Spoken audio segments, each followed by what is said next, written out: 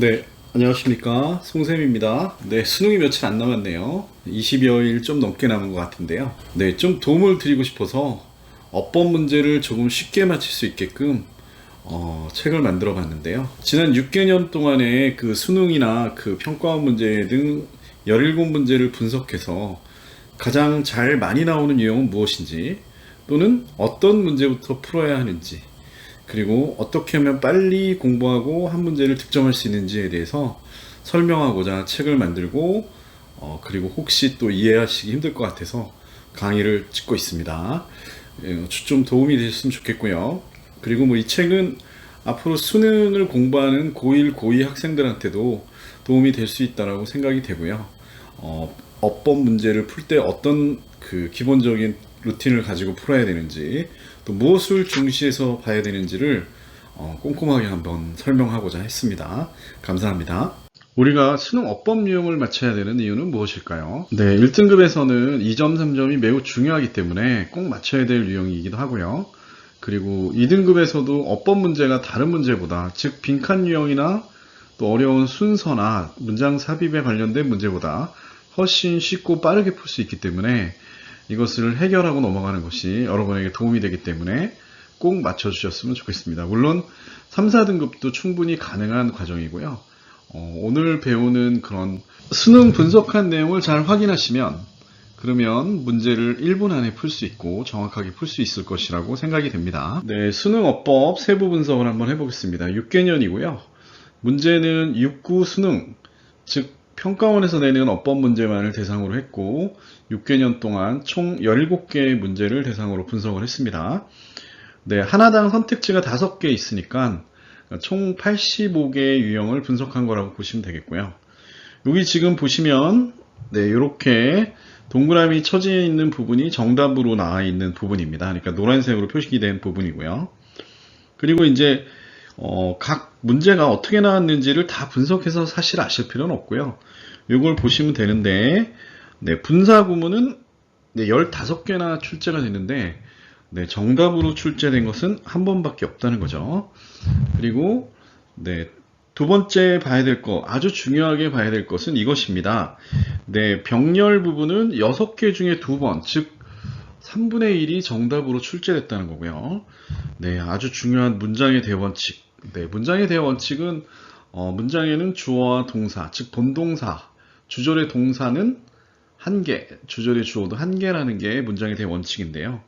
무려 4개 중에 4개가 모두 정답이었습니다. 즉 무슨 얘기냐면, 여러분들이 먼저 푸셔야 될 것들은 분사라기보다는 문장의 원칙이나 병렬을 먼저 풀어야지 정답일 확률이 있고, 확실하다면 빨리 풀고 넘어가는 게 현실적으로 도움이 된다는 것입니다. 그리고 네, 대동사는 뭐 많이는 안 나왔고요. 2번 중에 1번 정도가 나왔고요. 네, 이것도 정답률이 매우 높은 편이죠. 이유는 간단합니다.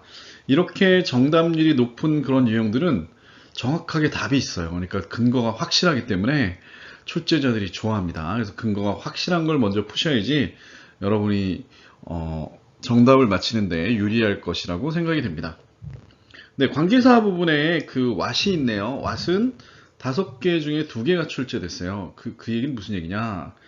네, 여기 있는 접속사 부분 7개 중에 3개가 출제됐습니다. 그러니까 출제가 아니라 3개가 정답으로 나왔다는 거죠. 중요한 건 사실은 오답이 아니라 정답이죠. 그러니까 결국 what과 접속사에 관련된 문제, 이런 것 등은 먼저 풀으셔야 된다는 얘기죠. 그러니까 관계사랑 접속사랑 연관된 것 같은 그런 문제들은 정확하게 루틴을 알고 계시면 어떻게 풀어야 될지 정확하게 확인하시고 금방 풀 수 있다는 거죠. 그리고 네, 특이하게 비인칭 주어가 한번 나왔는데요. 이것도 정답으로 출제가 됐습니다. 그러므로 제가 원하는 풀이 순서는 일단 문장의 대원칙이나 병렬에 관련된 문제를 먼저 풀어야 되고요. 5가지 선지 중에. 그리고 그 다음엔 what이나 관계사에 관련된 문제를 푸셔야 됩니다. 그래서 확률, 그러니까 먼저 푸는 문제를 확인하고 빨리 넘어갈 수 있도록 네, 어법 문제를 뭐 운이 좋다면 15초나 20초 안에도 끝낼 수 있다는 거겠죠. 그래서 이런 걸 어떻게 풀어야 되는지 루틴을 정확하게 아시고 풀어주시면 좋을 것 같습니다. 이제 어법 문제를 풀 때 우리가 주의해야 될 부분이 있는데요. 이제 학생들한테 항상 강조하지만 학생들이 항상 안 하려고 하죠. 왜 안 하려고 할까요? 네, 귀찮다 또는 어렵다 뭐 이런 핑계로 안 하려고 하는데요. 사실 이걸 하지 않으면 어법 문제를 쉽게 풀 수 있는 걸 못 푸는 경향이 많아요. 그러니까 반드시 이런 연습을 하시면 좋을 것 같아요. 자, 첫 번째, 연습할 때 항상 무엇을 묻는 문제인지 생각한다. 출제자가 어떤 문제를 내기 위해서 이 단어에 밑줄을 걷을까를 생각해 보면 여러분들은 단어를 그 어법을 굳이 외우지 않아도 이건 이것을 위해서 냈구나 라고 생각을 하므로 훨씬 더 정답을 맞힐 수 있는 확률이 높아진다는 겁니다.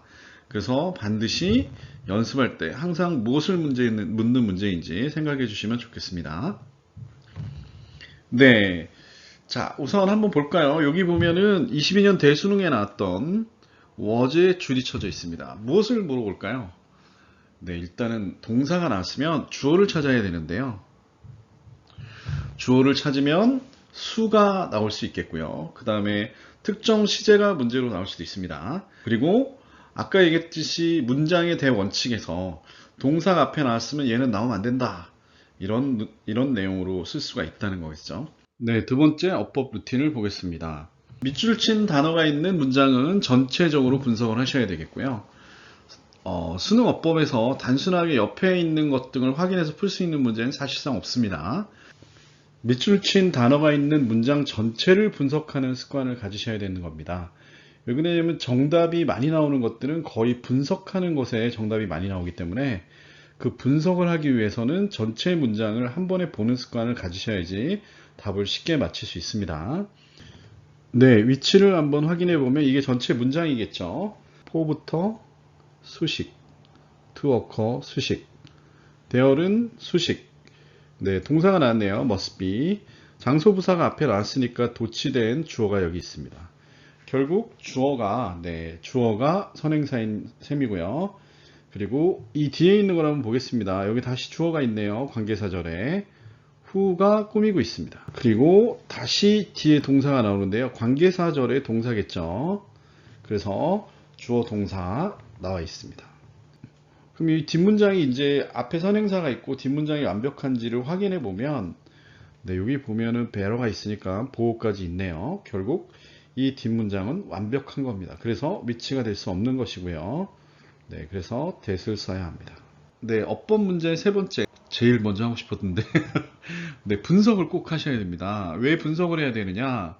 수능 지문은 어법 문제 특히 뭐 3줄 이상 나오는 거 너무 길어요. 그러면 여러분들이 이게 주어인지 동사인지 알 수가 없습니다. 저도 오랫동안 학생들을 가르쳤지만 분석하지 않고서는 주어 동사를 단박에 찾을 수는 없습니다. 그러니까 저도 반드시 분석을 하고 있습니다. 한번 분석을 한번 해보도록 하겠습니다. 네, knowing.